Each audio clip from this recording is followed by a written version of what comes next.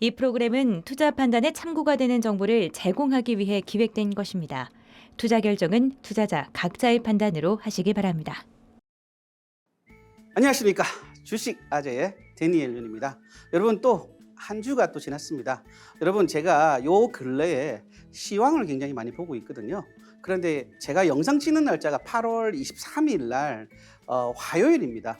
그런데 오늘도 코스피나 코스닥이 너무너무 안 좋더라고요. 근데 제가 지난주에 제가 큰 눌림목이 한번 발생할 거라 그랬잖아요. 눌림목이라는 것은 한번 쭉 떨어졌다가 다시 올라갈 때 눌림목이라고 부르는데 저는 이게 눌림목이라고 표현을 드렸거든요. 그래서 아마 이번 주 오늘 제가 영상 찍고 있는 이 화요일을 지난 키친 버튼은 조금씩 또 회복하지 않을까 조심스럽게 또 한번 예측해 봅니다. 지난주에는 제가 토요일 날 눌림목이 발생한다는 것을 이번 주 보면서 좀 제 예측이 맞았지만 기분은 그닥 좋지는 않습니다. 그래서 여러분 주식 투자 좀 더 집중 있게 해주시면 되지 않을까라는 생각으로 오늘 또 강의도 한번 달려보도록 하겠습니다. 지난 강의에 제가 그런 식으로 조금 강의를 섹터 강의 위주로 좀 많이 했었거든요.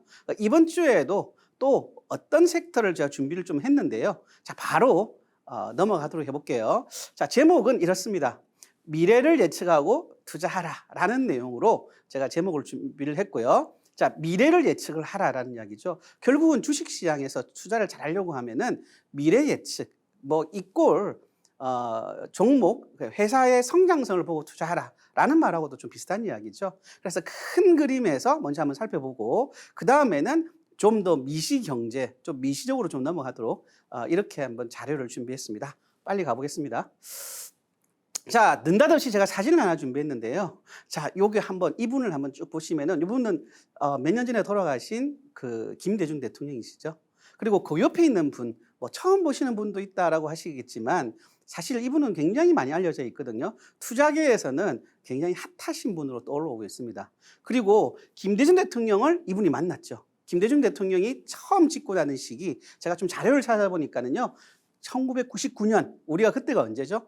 IMF를 막 벗어나려고 하는 그때 김대중 대통령이 만난 이분은 손정희 회장님이라는 분입니다.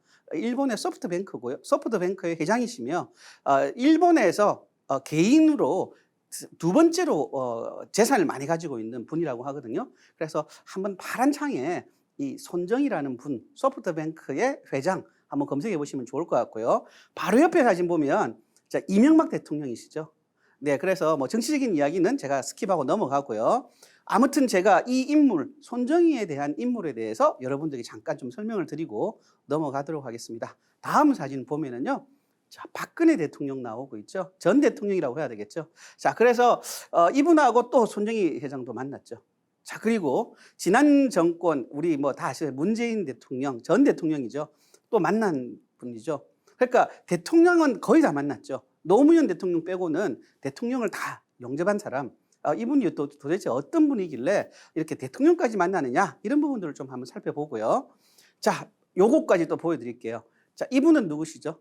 네, 이재용 삼성전자 부회장이죠. 과거에 항상 이분이 오면은 이렇게 영접해서 나갔거든요. 직접 이렇게 부회장이 나갈 정도로 대단하신 분이라는 이야기인 거죠. 자, 그리고 이분이 청와대에서 문재인 대통령을 만나서 여러 가지 전략회의를 좀 많이 했었습니다. 그 내용을 제가 조금 이따 좀 알려드리고요. 자, 다음 자료를 보면은요. 아까도 제가 말씀드렸죠.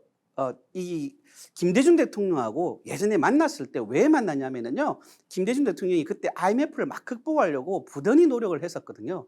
자, 그런데 그 시기에 경제적 자문을 얻기 위해서 이분 손정희 회장님을 만났거든요. 그래서 이게 말풍선 모양이 돼 있죠. 한번 제가 읽어드리면은요. 한국 경제가 위기를 극복하고 다시 일어서려면 무엇이 필요하다고 생각합니까? 라고 이야기하니까 이분이 방법을 뭐라고 했죠? 방법은 세 가지가 있는데요. 세 가지가 다 똑같죠. 네, 첫째도 브래드밴드, 둘째도 브래드밴드, 셋째도 브래드밴드입니다. 이 외에는 없습니다. 라고 하거든요. 여러분들 지금 제 방송을 보고 있는 분들은 파란 책에다 한번 검색해 보세요. 브래드밴드가 도대체 뭐냐? 그래서 제가 한번 검색을 해보니까 어떤 의미를 가지냐면은 방송, 그리고 휴대폰, 이런 전파, 이런 게 브래드밴드입니다. 그래서 뭐 우리가 뭐 땡땡 브로드밴드 그죠? 뭐 땡땡 브로드밴드에서 우리나라에서 이동통신 3사가 있죠. 그 3사가 다 지금 브로드밴드라는 이름을 쓰고 있죠. 자, 이런 내용으로도 1999년도에 여러분들 혹시 그때 이 방송을 보고 계신 분들은 아마 연세가 좀 있으신 분들이 아마 많이 보실 것 같은데 요때 당시에 휴대폰이 막 나왔습니다. 뭐 삼성의 애니콜, 젊은 분들은 애니콜에 대해서 잘 모르시겠지만 요때만 하더라도 애니콜이 삼성에서 만들었거든요. 자, 그 당시 그때 막 통신업이 막 시작하려고 했던 그때였거든요. 근데 이 손정희 회장은 지금의 이 휴대폰 시장이 어떻게 바뀔 거라는 것을 어느 정도 예측을 했었던 겁니다. 제가 이 손정희 회장의 일대기를 제가 쭉 살펴봤거든요. 그래서 조금 있다가 이 손정희 회장이라는 분이 어떤 과정을 또 성장 과정을 어떤 성장 과정을 겪었으며 또 어디에서 공부를 했는지 이런 부분들은 여러분들 한번 파란창에 검색해 보시면 다 나오니까 한번 검색을 해 보시면 좋을 것 같습니다. 좀 전에는 제가 김대중 대통령하고 만났을 때 이분 손정희 회장님이 뭐라고 이야기했죠? 브로드밴드라고 했죠. 첫 번째도 브로드밴드, 두 번째도 브로드밴드, 셋째도 브로드밴드라고 했잖아요. 근데 이제 한 20년이 지나서 이분 문재인 대통령을 만났을 때에는 뭐라고 이야기했냐면요. 바로 이렇게 이야기했습니다. 뭐라고 이야기했죠? AI, AI, AI. 이것만 기억하세요라고 했고요. 자, 이거는 자료 출처는 어디냐면 청와대거든요. 그래서 손정희 회장이 실제로 만나고 난 다음에 청와대가 이렇게 발표를 했습니다. 그리고 많은 매체에서 따라 이렇게 발표를 했거든요. 그래서 당시에 땡땡땡 그 방송국에서 이거를 그대로 이야기를 했습니다. 그래서 손정희 소프트뱅크 회장이 이런 이야기를 했다. 대통령은 비전을 갖고 방향을 잡아야 된다. 그래서 뭐라고 얘기했냐면은 첫째도 인공지능, 둘째도 인공지능, 셋째도 인공지능. 그걸 이제 우리가 AI라고 하잖아요. 그죠? 그러니까 앞으로 세상은 AI가 주도하는 세상이 될 것이다.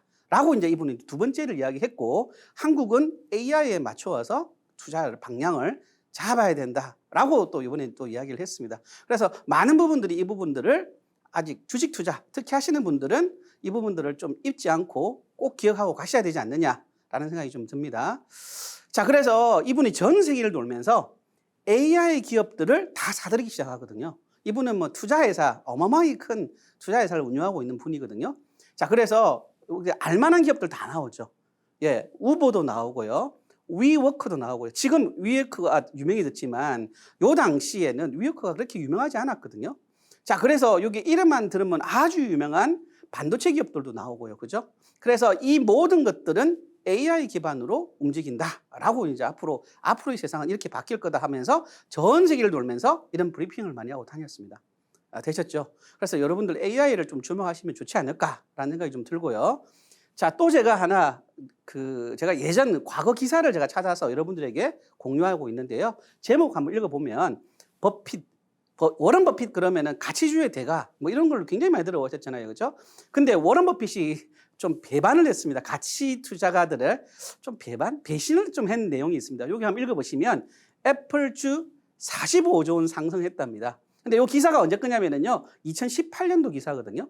그래서 손정희의 바이오주는 하루에 1조 정도를 쳤는데 워런 버핏은 48조까지 상승했다라는 내용입니다. 그래서 제가 빨간 표시 한번 제가 읽어보시라고 제가 말씀드렸는데 2018년 11월에 워런 버핏이 운영하는 투자회사는 뭐냐면은 버크셔 해서웨이라는 회사거든요. 근데 이건 앞에 글자만 버크셔는 포트폴리오의 25% 어마어마한 돈입니다. 워런 버핏의 자산이 얼마인가 아시죠? 어마무시한데요. 그 자산 포트폴리오의 25%를 애플에 투자했지만 지금 비중은 언제라고요? 이제 조금 지난 시점에서는 현재 비중이 40%로 늘었다라고 했죠. 근데 워런 버핏이 과거에 주식 투자 자기 책을 발간하면서 뭐라고 이야기했냐면요. knowledge of circle이라는 표현을 썼습니다. 이게 뭐냐면 우리나라 말로 하면 인지범이거든요. 그래서 워런 버핏은 자기 저서에 IT 기업들은 절대 투자 안 한다라고 했던 것이 1990년대 한 중후반 때였습니다.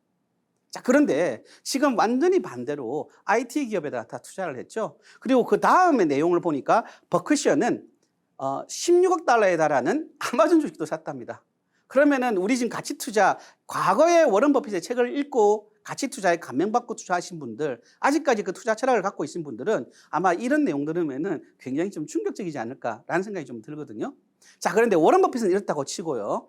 손정희 회장은 IT 기업에다만 계속 투자를 해왔거든요. 그래서 과거에는 워런 버핏이 이제 1대 투자, 전 세계 1대 투자가라고 하면 이제는 손정희는 막 떠오르는 투자가라고 보시면 될 것 같거든요. 그래서 손정희 회장은 어떤 길을 걸었는지 잠깐 좀 보면서 가도록 할게요. 자, 여기 기사를 또 똑같이 제가 가져 나왔는데요. 자, 손정희 회장이 만든 세계 최대 규모 펀드도 미래의 해답을 같은 곳에 찾는다라고 했죠. 손 회장은 2016년 사우디아라비아의 퍼블릭 인베스트먼트, 그리고 뭐 소프트뱅크는 손정희 회장이 운영하는 회사입니다. 그리고 아부다비 국부펀드, 그리고 애플, 폭스콘, 퀄컴, 사프 등과 함께 전부 다 IT 기업이죠.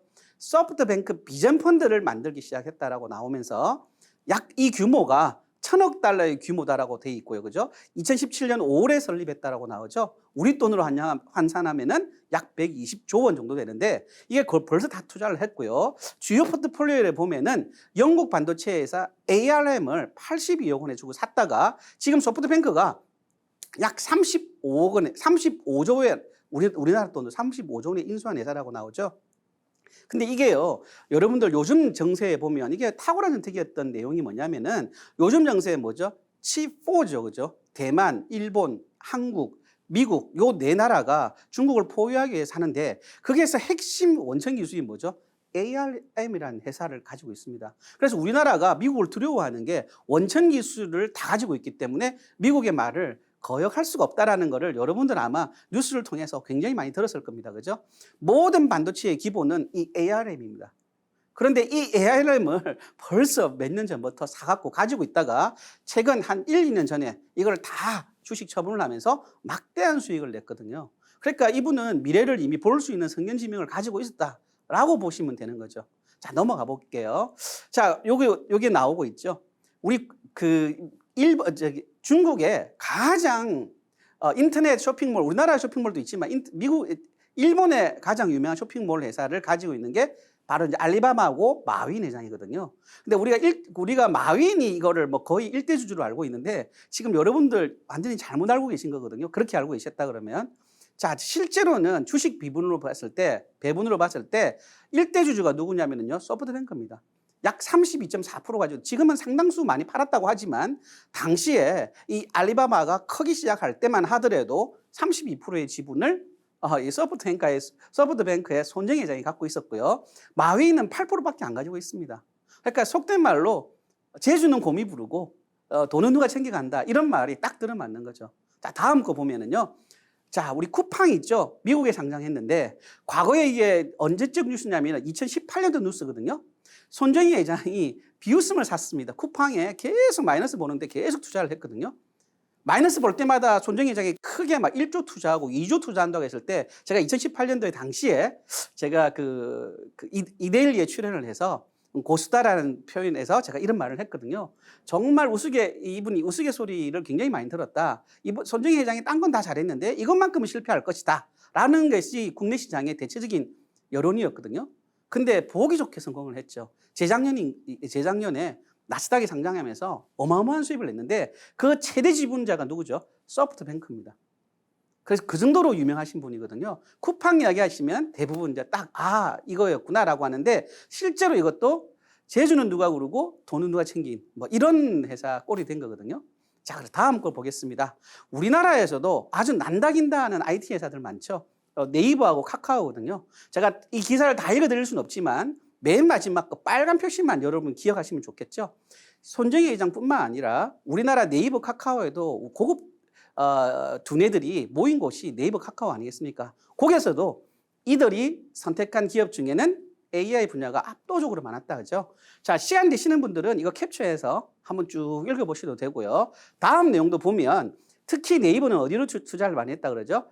AI 의료 스타트업에 다수 투자했다라고 나오죠. 자, 그래서 좀 미래를 볼 줄 알고 투자하시는 분들은 대부분은 AI 관련된 기업들 위주로 투자하더라. 자, 이 부분들을 우리가 놓쳐서는 안 된다는 거죠. 자, 그래서 네이버와 카카오가 2018년도 기준, 2017년도 기준으로 했을 때 어느 기업들이 많이 투자를 했나? 스타트업 기업들이거든요. 이런 기업들이 성공하면은 이제 상장을 하는 거죠. 자, 그런 기업들이 여기 다 지금 있습니다. 자, 그래서 이 역시도 여러분들 캡처하셔도 되고 여러분들도 한번 알아보시는 것을 제가 권해드리고 싶습니다. 자, 그래서 미래를 보고 투자를 해야 되는 정말로 우리가 안목을 가져야 되고요. 여러분들 지금 제 이 방송을 통해서 미래를 볼 수 있는 눈들이 조금이나마 좀 진전을 보였으면 좋겠다라는 생각을 여러분께 드리고 오늘 강의는 이쯤에서 마치도록 하고요. 자, 주식아재 데니엘 윤이 생각하는 히든 종목 알려드리도록 하겠습니다. 자, 제가 늘상 말씀드리지만 주식아재 저 데니엘 윤은요, 항상 퀀트 방식으로 투자를 해서 여러분들에게 또 소개를 한다 제가 말씀을 드렸고요. 자, 퀀트 방식은 제가 너무 많이 소개했기 때문에 스킵하고 넘어가고 혹시나 이거 읽을 수 있는 분들은 한번 읽어보시는 게 좋을 것 같습니다.